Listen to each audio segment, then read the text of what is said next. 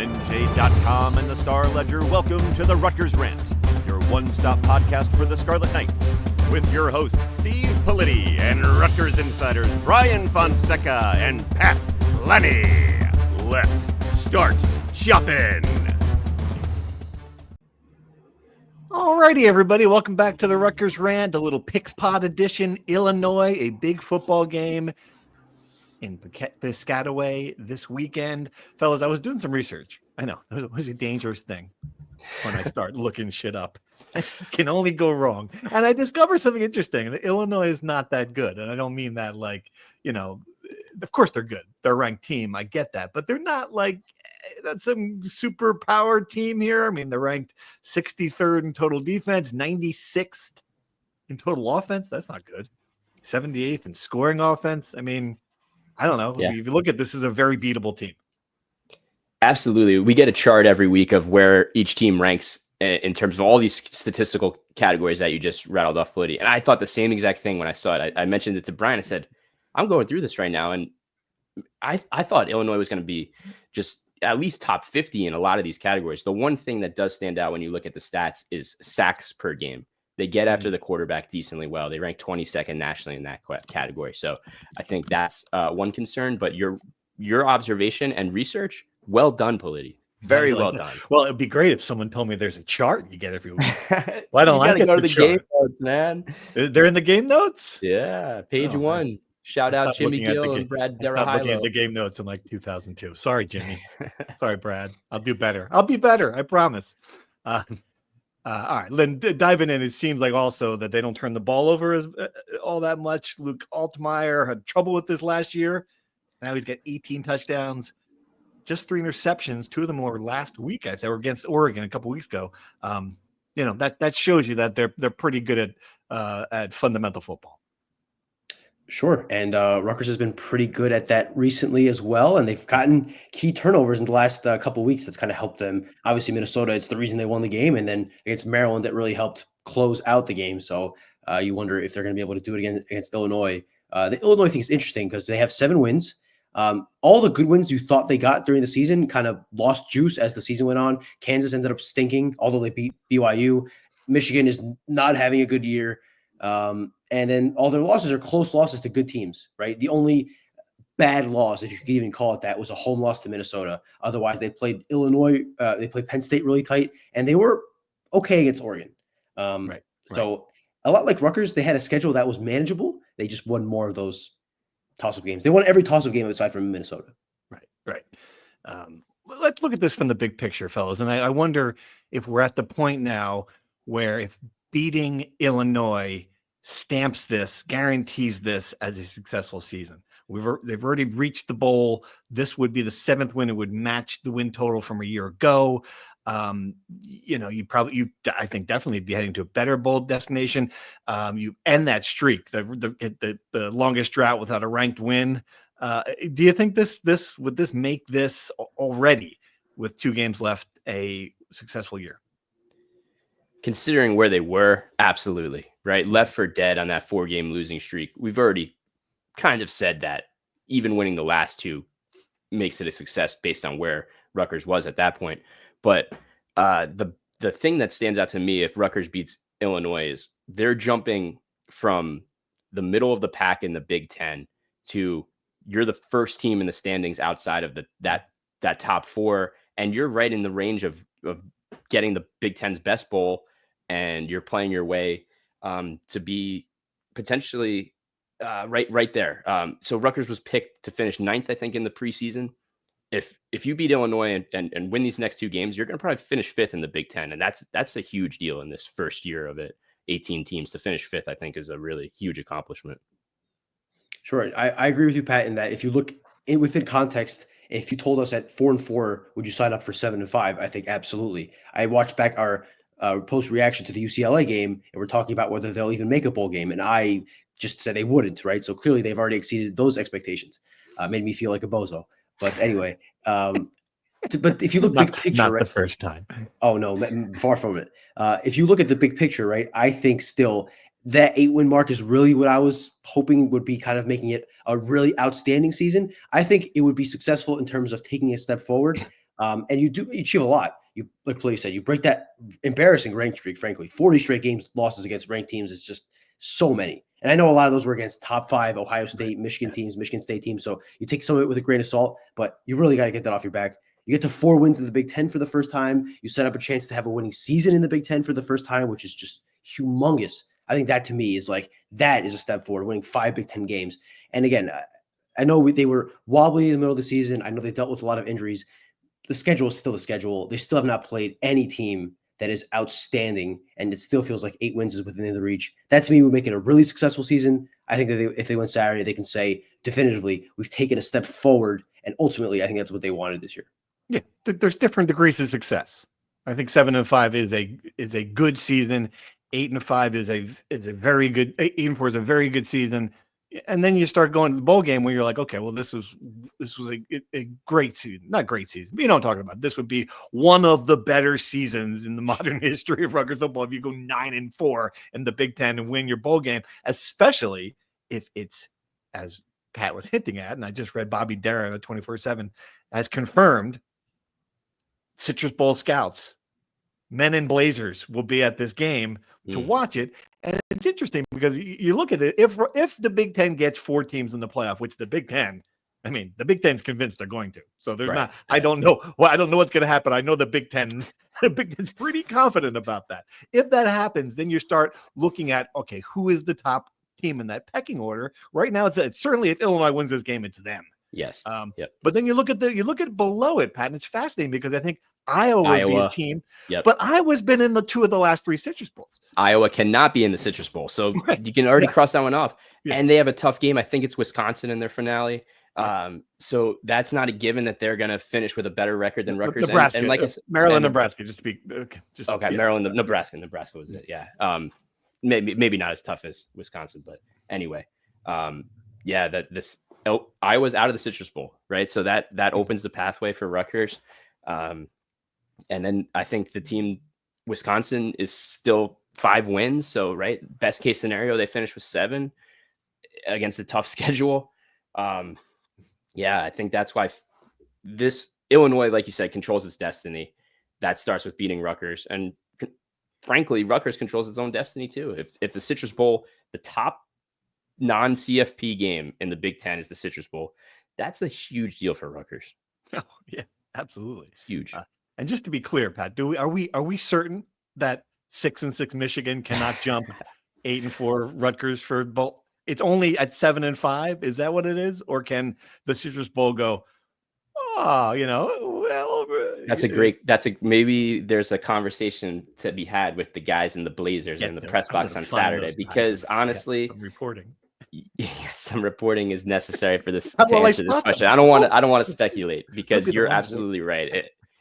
It's the way it's been explained to me is that it's think of it like a fantasy football draft, and you're supposed to pick this team, but you don't necessarily have to, right? And then anything could be at play.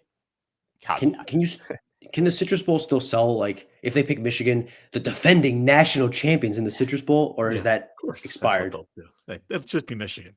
They'll just sell it as Michigan versus what is the opponent in the Citrus Bowl? Do we know where the other team is? I think it's SEC, right? Is it SEC? So that'd be So you'd have Michigan, Tennessee, and the Citrus Bowl would be, a sexier one than Rutgers, Ole Miss. Like I'm trying to come up with someone who, assuming they don't make the playoff, I don't know who it would be, but I don't know. And I tell you, if that happens, then to me, that would make this, but by any definition, a very successful season. If you get to that level of a bowl game after 150 years of trying, after getting so close so many times, the Louisville, the drop pass, the Louisville, West Virginia, all these moments where you were sitting there, sniffing within a catch of getting to the Orange Bowl, within a half of getting to, at one point, just all these opportunities they had to get to the BCS Bowl, failing to do it.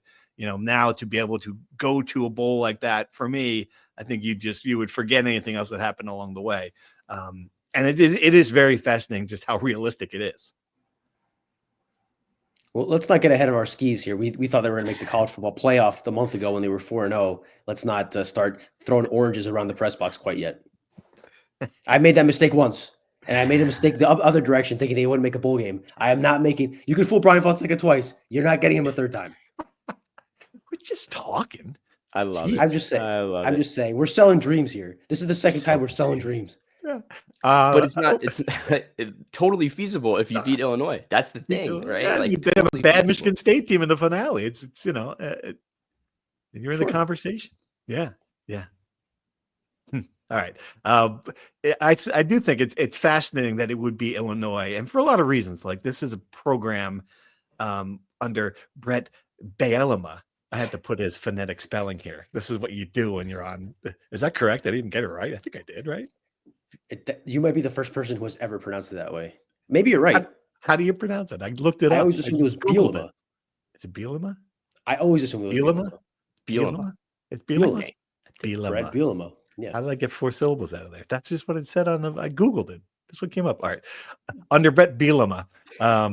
Does he IE? Never mind. Just he was a candidate for the Rutgers job when that, during these dark days when Greg Schiano turned it down. It looked like he might be the guy at the time. He wasn't in college coaching. I believe he was with the Patriots at that point or something. I think he's done a really nice job at Illinois, and another tough place to win. I think they have a better NIL budget from what I understand than Rutgers does. Who doesn't? But the way he built this program is similar to the way that Greg Schiano wants to build the program, and I think there's a lot of parallels here between these two teams. Yeah, I mean they were an elite defense a year ago or 2 years ago. I think it was last year. Just elite defense. They had two of the best defensive tackles in the country. I think they had a corner drafted in the first round of the NFL.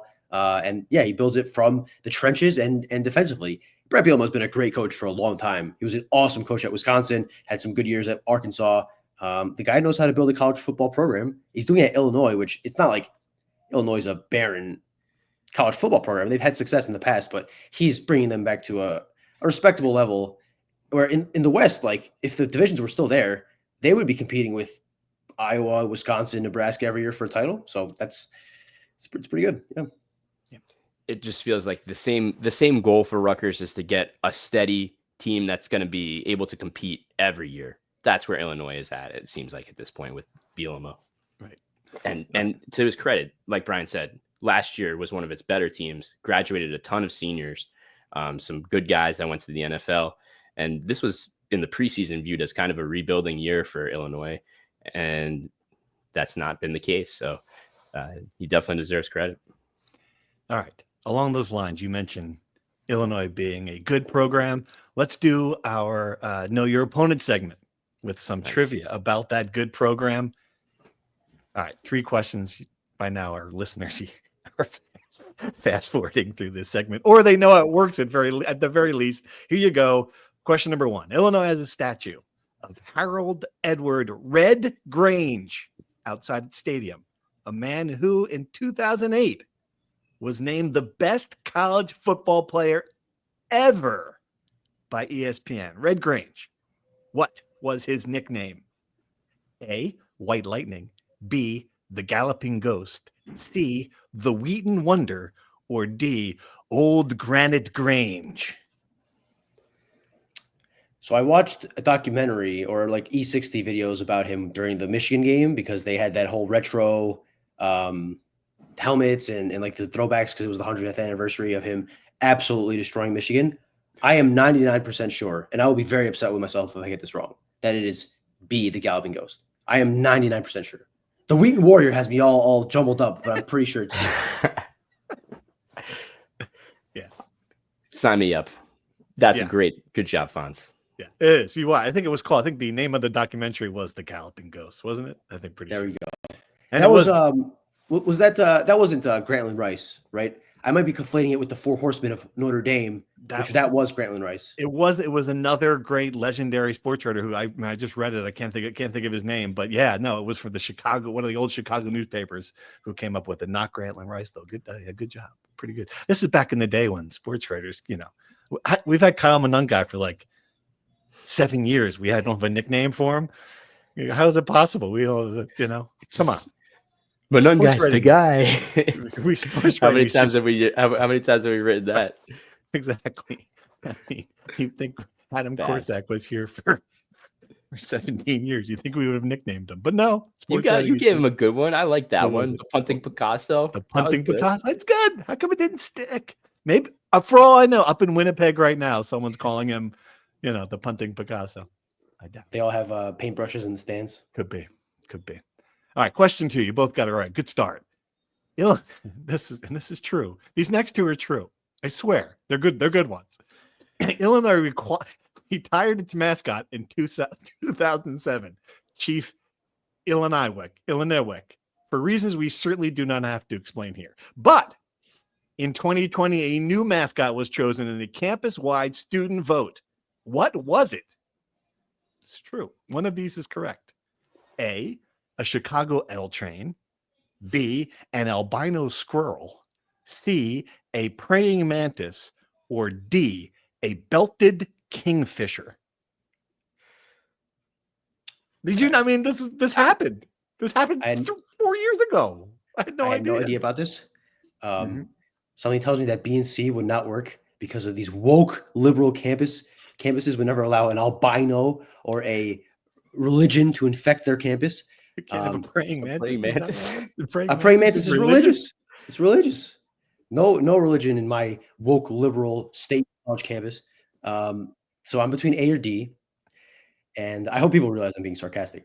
There are people that are going to take that joke very seriously. People don't know sarcasm. It's 2024. Brian's against the woke mind. Brian's on it. Right now, Brian thinks like me. I knew Brian was a good guy. He thinks just like me. I'll go. I'll go A. The train. What? How is that going to be a mascot? I have never been to Illinois. Maybe they have a train around the track. You know how like they used to have like the track and field around the fields? Maybe they have a giant L train track going around. And when they score a touchdown, they do the L to the opposing team. That would be kind of cool. I don't know. Very cool. All right. Okay. I'm going with the praying mantis C.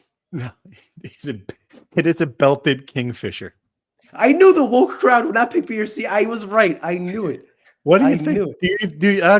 I'll give you if you can tell me what a belted kingfisher is. I will give you credit for getting this correct. Do you know what a belted kingfisher? I'm going with a snake. It's a Isn't snake. it a fish? It's here. Ready? Kingfishers are birds of innovation. Oh, They are birds from the area that have the Illinois colors, apparently. And they are, according to this, the perfect symbols for community, as they have true to the orange-blue cousins in all corners of the globe. So they can fly up to 45 miles per hour. You know how stupid I feel? The Kingfisher is a beer. It's an Indian beer I drink every time I get tiki masala. And there's literally a bird on the cart. It's my favorite beer to drink with Indian food. And I feel like such a dope. What a dope I am. I was so focused on the woke mob, I didn't think about Kingfisher exactly. beer. You had woke brain. What's it called though? Yeah, it just inflicted the whole thing. All right, this tears are now just pouring down your cheeks. They're just regular tears. The praying mantis. All right, the final question. Again, something that happened. Illinois, 10-1 and ranked 5th in 1984, played in the Rose Bowl with an outside shot, but a shot to win the national championship. They were destroyed by a mediocre UCLA team, 44-9 in the game. What happened that week in LA that is blamed for the loss? A, the star Illinois receiver David Williams had to sleep under the Hollywood sign when he was left behind during a team outing. B, the Illinois players partied at the Playboy Mansion with Hugh Hefner, a 1949 Illinois graduate. C, the team buses got lost on the I-5 freeway to Pasadena, disrupting their pregame routine. Or D, Rick Neuheisel, the UCLA quarterback and future coach, used a stolen copy of the Illinois defensive game plan to throw for 400 yards. One of these actually happened. I think I know it. Pat, you want to go give it correct first? I'm going to go with D. Yeah, I'm going to go with D. Same. You're going with Rick Neuheisel? Stolen tape. Is what Same. you're going for? As much as I would love it to be the Playboy story, that's Well, it was the Playboy Mansion. No. They What? partied at the Playboy Mansion with Hugh Hefner. That's the answer. A 1949 graduate. He's a huge Illinois fan, or he was. He's dead. He brought the team to the Playboy Mansion. Apparently, there's a little, and of course, I fell down a deep, deep, deep rabbit hole about this. There's much conflicting evidence about how much partying they did, and it was several days before the game. So the players say it's not true, but that doesn't make for as good a story as the idea that they were with some bunnies the night before the game and then therefore got their butts kicked. And for what it's worth, yeah, good for them. Probably worth some it. muckraking journalists out there. You like California.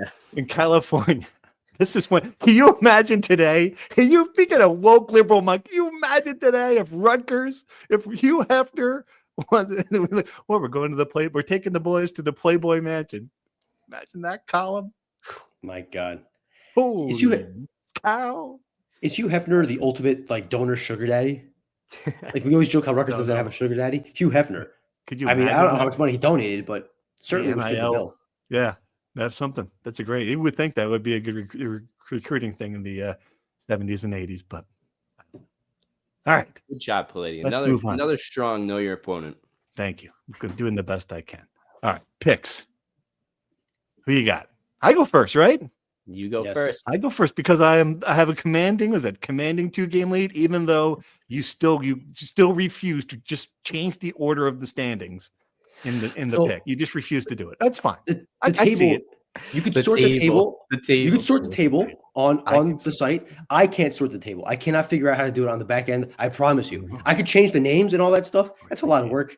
And listen, if you win, you lock in a victory. We cannot catch you if you win this week. For me to catch you, to tie you, you have to lose 2 weeks in a row, and I have to win 2 weeks in a row. Well, and then there's the bowl game, though. We're going to carry to the bowl game. Sure, but there's a regular season championship here. Regular That, season championship. Okay, That I matters feel more good than about the. it. But I really do feel like I am opening the door for you. How's that sound? I've got the hand on the handle. I'm opening it up, swinging the door open with my pick this week because I'm not going to pick Rutgers. I'm just, and I've gone back and forth. I will say this is the hardest game I think we've had to pick in a long time. Like most weeks, there's one team that is clearly the favorite, and you're either going with the favorite or you're picking an upset. I do not know. I mean, I was stunned when I saw that some people had Rutgers favored by 1.5. I thought it'd be more like Illinois by 4 or 5. We're looking at the stats.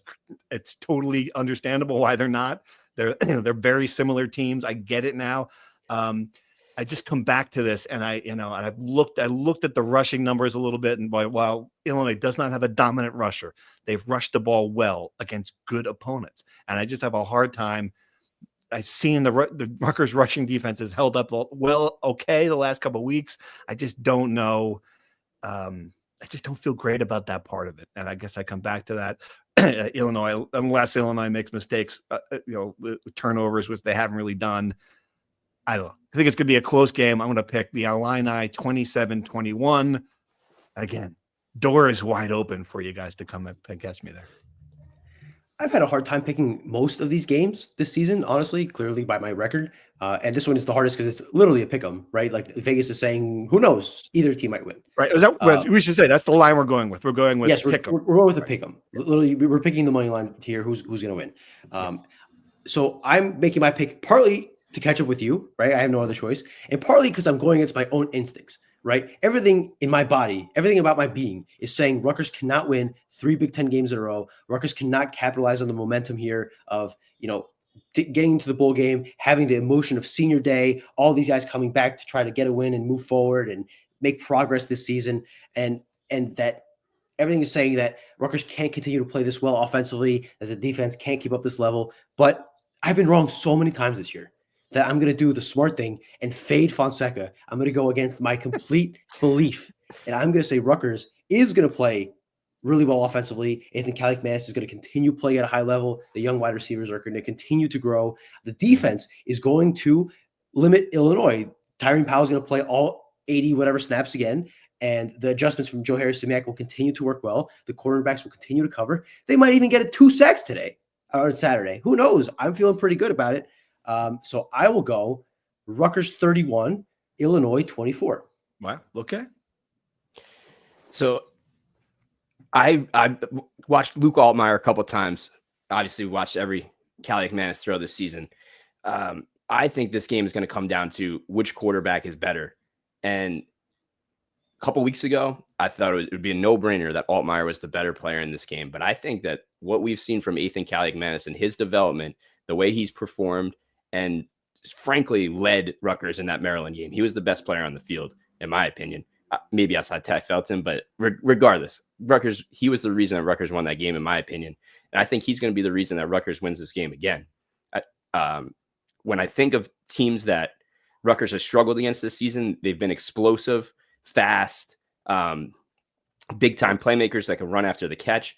I don't see that a lot from Illinois. I see a team that's steady, 10, 12 play drives. They move the ball methodically. So I think that's a good matchup for Rutgers. And what we've seen the last couple of weeks, the resurgence of the defense, the growth of Cali McManus, and just the steadiness of everything, right? It feels like this is back on track. So I think this is going to be one of those true moments for Cali McManus as a Rutgers player. And I think he's going to outduel Altmaier in this one in a high-scoring game. I'm going to pick Rutgers 31, Illinois 28. Oh, wow. Okay. All right. So it'll be an entertaining day. All of our picks, entertaining day at SHI Stadium. We'll see if the crowd is into it. You would think, even though it's a noon game, it would be a big crowd, a kind of enthusiastic atmosphere. Senior day, let's not forget it. Different ceremony, but last chance to see Kyle Monungai and some other guys who are really important players to the program. Pat, take us through what's happening if people didn't read your story about what ceremony is going to be. Yeah, so normally Rutgers has the families and the players out on the field. They have a rose ceremony. But this year, what they're going to do, I think it's really cool. When the players get off the buses, their family members are going to be there to meet them, and they're going to walk down the Scarlet Walk. And it's a great idea. Greg Schiano said, credit to Kevin McConnell as chief of staff and PJ Mullen, the director of marketing. They kind of helped shape this idea. And basically, this was two reasons for it. One, he was talking about the gladiatorial aspect of it, right? Like you kind of lose some of that anger and gladiator style and 10 minutes before kickoff. So get the sentimental stuff out of the way. And then also that this point can't be lost on anyone, how special this group was. Mm-hmm. Guys like Kyle Monungai, Tyreen Powell, these were guys that came to Rutgers when it was the worst team in the country, right? Bottom of the barrel. They were sold on this belief that we can change the culture. And in a lot of ways, they've been the guys that have lived out Schiano's vision. And I think that this little shakeup is a little bit of honoring that in a sense too. So it's a good opportunity for the fans to really get up close and personal with these guys that mean so much to the program. And it should be a very special thing. I think it's 9:30 if I'm correct. 9:30. Yeah, that's good. I hope there's a lot of people out there. And I think it's just trying something new. Some of those things have become stale. It's the same thing every time. You bring, here you go. I think this is a really good idea to mix it up a little bit and, add a new wrinkle to the game day experience. I wonder if they'll keep it after this. See how it goes, I guess. To your point, Politi, like there are more people at the Scarlet Walk than most games at 11:55 in the stadium. Like that's just the truth. Like we always talk about, and everyone talks about the late arriving crowd. They can't do the rose ceremony midway through the second quarter when everyone beats the traffic and gets their hot dogs and sits down, right? So this is probably the best solution to get the most eyeballs on the ceremony. I'm curious to see how it goes. I think it'll be great, but the logistics of the bus, parking, the parents waiting alongside, and I'm sure they'll figure it out. But it'll certainly be a unique experience, I think. And I think I agree with you guys. I think it's a great idea. And I would say just get to the Scarlet Walk earlier. I'm usually sprinting my way to the Scarlet Walk by the time I get there. I'm going to have to get there 15 minutes earlier. I would tell everyone to do the same. Yeah. All right. We have 3 questions that we didn't get to from readers last week. Then we'll do some basketball talk really quick. Joe Martucci, our favorite weatherman, at least my favorite weatherman. You guys have not committed to your favorite weatherman. I don't know. There's no question he is. Yes. Well, after last week, you maligned, Storm Field, what a fake name. Come up with these guys whose names are that's their names. What was it? Sam Champion. And Amy Freeze. Amy Freeze, fake names. No, we looked it up. Those are actually their names. All right. Joe Martucci wants to know. Sorry, you just reminded me of something with the word storm. I saw someone ask this question, and that I'm not quite sure I have an answer. If Rutgers wins this game, should they storm the field? Well, that's the question. That's the question. Shit. Joe I'll do Martucci, this if out. Rutgers beats top 25 Illinois, do we storm the field? It would be our first top 25 win in over a decade. What do you guys think? Sorry to this was not scripted. I swear to God, I had no idea that was coming, and I'm sorry to jump the gun on you, Puli. I really am. I feel like I don't. Okay. Anyway, I don't know. I mean, I could totally see the reasons for doing it. Right? You finally beat a ranked team. It's the final game for these seniors in the stadium. You get 7 wins. It just on its face, 30,000 feet. You're a fan in Michigan. You're scrolling ESPN, and you see Rutgers storm the field after beating 7-3 Illinois, and to go 7-5. That doesn't quite pass that test to me. Yeah. Unless it's a Hail Mary or something exciting, dramatic at the end. I agree. I just don't think you storm the field for this. Pat, you disagree? No, I generally agree. But it would be very cool for some of these seniors to have a special moment with the crowd. I'm thinking of like the Brian Leonard sword thing, right? Like, could you imagine Kyle Monungai after running for 200 yards in this game, have his great moment, Tyrone Powell? Like, some of these guys deserve something that they're never going to forget at Rutgers. So if the situation's right, like Brian said, miracle performance, go for it. Who are we to judge? Yes. I do wonder if the student section will stay long enough to storm the field, because the last couple of games, I mean, Minnesota, they're up in the fourth quarter, and I see guys leaving the stadium, and a lot of fans leave the stadium to beat the traffic, which I get it. But that does limit the amount of people that could storm the field. So they might not even have the option, because there might be enough security people per fan in the stands to control the situation. I don't know. Something to watch.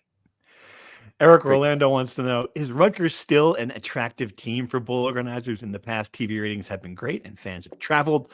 With these games about the holiday week, TV content and advertising, how does Rutgers compared to other 6 and 7 Big Ten wins? That's a good question. I mean, I don't know. Early on, it was like that was something because it was new for Rutgers fans. It's kind of new again. If you discount, I don't think a lot of people went to that Gator Bowl. I don't think, obviously a lot of fans went to the Pinstripe Bowl. That's different. That's just crossing the bridge. I think it might be if it's a good destination. If it's like I don't know, day after Christmas, Phoenix is tough, but the Citrus Bowl, I don't know. I think people will travel to that. Yeah. Citrus Bowl will be good, Pat. Sorry. No, I was just going to say, I think that's every single reason why you'd want to go to the Citrus Bowl. Everything's perfect in that situation. Yep. From a ratings perspective, Rutgers has that Washington game was a spectacle. I mean, how many times did we write when things were really good for this team, the fans showed up, and not just showed up passionately. Mm-hmm. So you think if they get into the Citrus Bowl, the best bowl they could go to, they'll be 8-4, 4-game winning streak. Excitement will be very high. Yeah. And there's a lot of retired people that went to Rutgers that live in Florida that could make the trek over. So I think that certainly plays out. What day is the Citrus Bowl? Is that a New Year's Day bowl?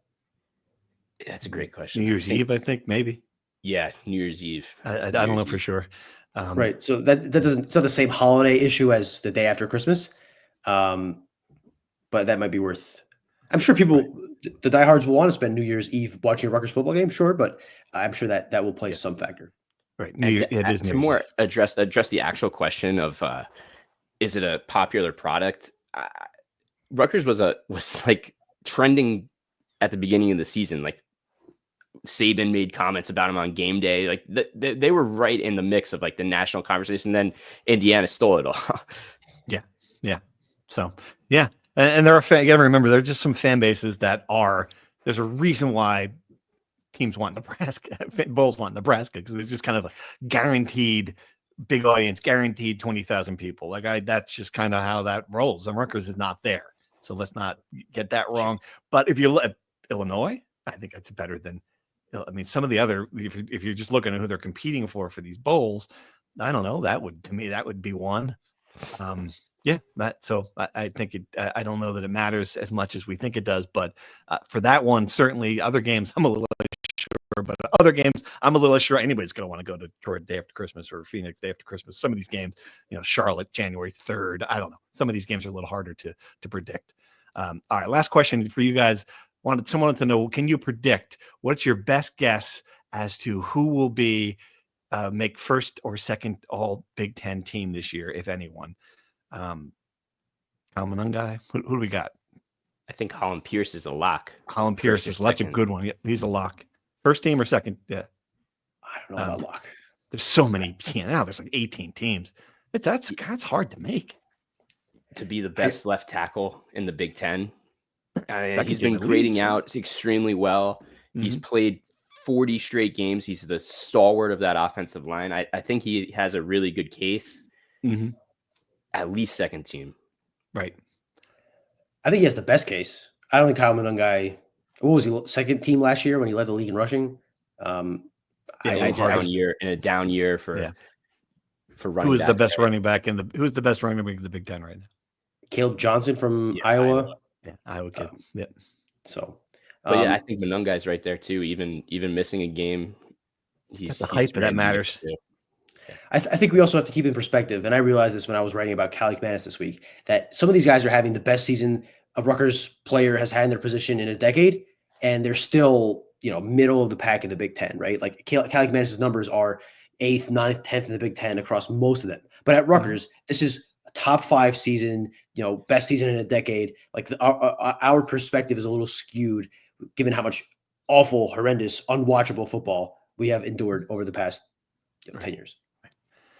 All right, good questions, good stuff. Let's talk basketball really quick. Big win over Merrimack last night to go 4-0. And look, I don't know what as you're looking at these first 4 games, the first fragment of the schedule, however you want to put it. This is what you wanted. You wanted double-digit wins. You got 4 in a row. This was a different kind of opponent, played the zone. But the only takeaway I had, and we were in the Discord talking to people about it, and they're going back and forth, and people nitpicking defense, all this stuff. My only takeaway is just a constant stream of holy shit with Ace Bailey. I'm just stuck on that. And there were another, 3 or 4 plays, like the step back 3, which it was his second best step back. I mean, the dunk. There's just plays. Every time, you think he's done something spectacular to something else. Yeah, listen, I tweeted this, like the shot he made where he had a defender on him, he picks up his dribble, a second defender comes to close him out, so he just turns around and fades away like he's Kobe Bryant and shoots a shot that no one could block. I don't think any player in the history of Rutgers could come close to making a shot like that. I've had a lot of people, 2 names keep coming up. Hey, they're like, hey, Brian, have you ever heard of Phil the Thrill Sellers? Phil is a legend. Find me a clip of him making a shot, even in the same stratosphere. I dare you. Player. He didn't have that. Yeah, it wasn't his game. Yeah, right. That was my point. And the other one was Quincy Doobie, who is the greatest shooter maybe in the history of Rutgers basketball. He cannot hit a turnaround, step back, fadeaway with a defender in his face. Like, it is unbelievable what he's able to do. And he does it consistently. He hits tough shots all the time. And he is, I've said this last podcast, the guy that Rutgers has never had, where you could put the ball in his hands and say, big fella, go get a basket. And he just does it. And he was the only player.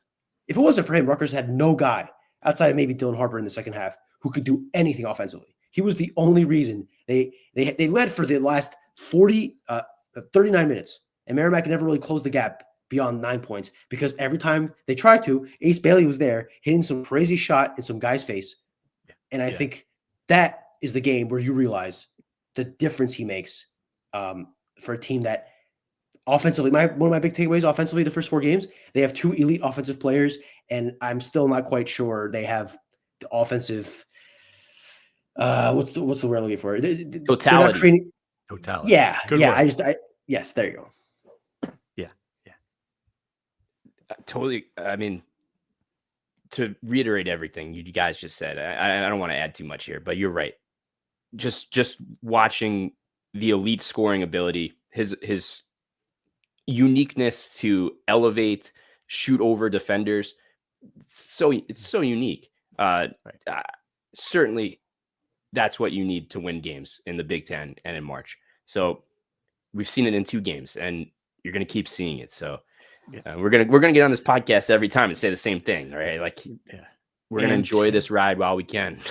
10 rebounds, 9 of 15 shooting, like other things that are a good sign. Seems like a really good team guy. Every box, he's checked every single box for me.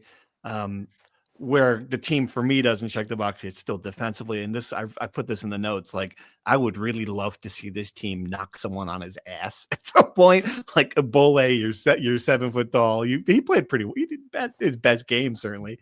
I get it. It was a big step up from where he was the first 3. I just want to see a hard foul. Like, just so too many easy bunnies for Merrimack. I bet if it's Merrimack doing that, what's Alabama going to do? As I come back to that, I don't know. Am I wrong about that, Brian? The defense just seems like it's just a little soft. Merrimack had 2 forwards foul out with 10 minutes to play, and they finished with 40 points in the paint. Yeah, it felt like they were getting buckets at will. Part of that is guys like in Somerville on multiple occasions just got lost in the shuffle in a pick and roll, didn't know where he was, gave up an and easy got benched basket. because of it. Right, got benched for because a while. of it, right? And O'Boy had his best game, yes. Still can't really create much offensively, and defensively does give up some easy baskets. So defensively, to me, a couple of things. One, they don't force turnovers to the level that they usually do. Like they're 302nd nationally in turnover percentage, and when you don't turn over the ball a lot, you give opponents a lot of opportunities to score. The other thing, that's 3 games in a row that they've allowed an opponent to go nuclear, like one player to go nuclear. Last night, Bud Clark did whatever he wanted. He put Jermichael Davis in a blender. He put Jordan Durkak, who was a good defender, in a blender, and they needed Jeremiah Williams in his 1.5 shoulders because his left shoulder was killing him by the end of the game to kind of lock him down. And to his credit, he did. I was impressed with that from Jeremiah. But we had that against Monmouth. We had the kid hitting 10 threes because he's wide open every time down the court. So that to me is concerning. And just kind of defending the perimeter. You mentioned Alabama. I mean, I would be scared to death thinking about that game because, as we said last pod, they only shoot 3s and 2s. They shoot 3s and dunks, and those are the 2 areas where they've not been able to defend at a high level. And they put 100. Alabama did on Illinois last night. 100 on Illinois. I would be shuddering if I was a Rutgers fan thinking about how many points they might put up against them next week. Yikes! Yeah. Why don't you give us your wrestling segment here? What do we got? We got wrestling big match on Friday night at number 7 Virginia Tech. Really interesting matchups, things like that. But it's just another opportunity against the top 10 team to earn that long of to end another streak. How long has it been? Since 2019. So it's lost 19 straight to top 10 teams. Not great for a team that should be in the top 10, right? It has the potential to be a top 10 team, especially this year. This is definitely if it's not going to be Friday night, there's going to be a lot of long nights come later in the season, in my opinion. And this match is at Virginia Tech. It's not at some high school in Blacksburg like the last few have been. Like, this is actually a real college meet. Yes, absolutely. And it'll be fascinating too, because Virginia Tech's heavyweight, who will be the last match of the night against Rutgers All-American Yaroslav Slavikuski, will be Kearney's own Jimmy Mullen, one of the greatest heavyweights that ever come out of New Jersey. So there's a scenario where this is neck and neck going to the last bout, and it comes down to the Jersey guy against Rutgers' best guy. So nice. Really something interesting to watch out for.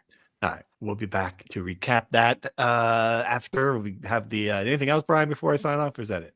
Well, we're on Blacksburg. Rutgers women's basketball took a road trip there for their first road game of the year. They lost to Virginia Tech in a shootout. Virginia Tech was in the 90s scoring. I don't remember what the exact score was. So they beat up on some cupcakes at home, lost their first road game. Tough to get a full picture on Koki's Washington's third team here, but felt like a lost opportunity going down to Blacksburg to get a pretty good win. So we'll keep monitoring that. All right. Good job, fellas. We will see everybody in Piscataway on Saturday, and we'll be back early next week to recap it all. Thanks for listening. Thank you for listening to the Rutgers Rant.